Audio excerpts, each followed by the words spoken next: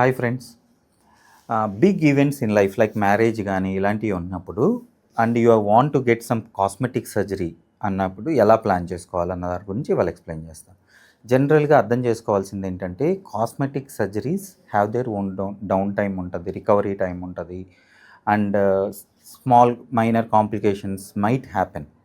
Okay, so మీరు ఇలాంటి big events particularly like wedding ఇలాంటివి ఎవరన్నా ప్లాన్ చేసుకుంటుంటే మీరు కాస్మెటిక్ సర్జరీ మీ ఆర్ లైపోసక్షన్ ఆర్ గైనకోమాస్టియా ఏ సర్జరీ అయినా కూడా కొంత సమయం ముందలే ప్లాన్ చేసుకోండి.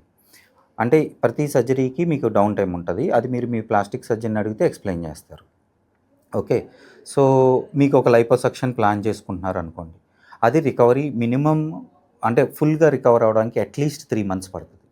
సో మీరు ఒక 3 months ఎహెడ్ ప్లాన్ చేసుకున్నట్టయితే మీరు ఏ ఇబ్బందులు లేకుండా మీరు రికవర్ అవుతారు, కంప్లీట్ రికవరీ ఉంటుంది, no one can notice.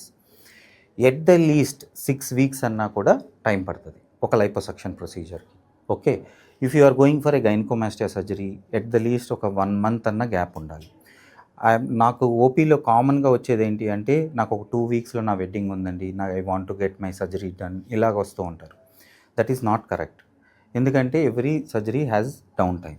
So మీరు ఏ ఇబ్బంది పడకుండా మీ బిగ్ డే ఇబ్బంది పడకుండా మీరు మంచిగా ప్లాన్ చేసుకోవాలంటే please talk to your plastic surgeon.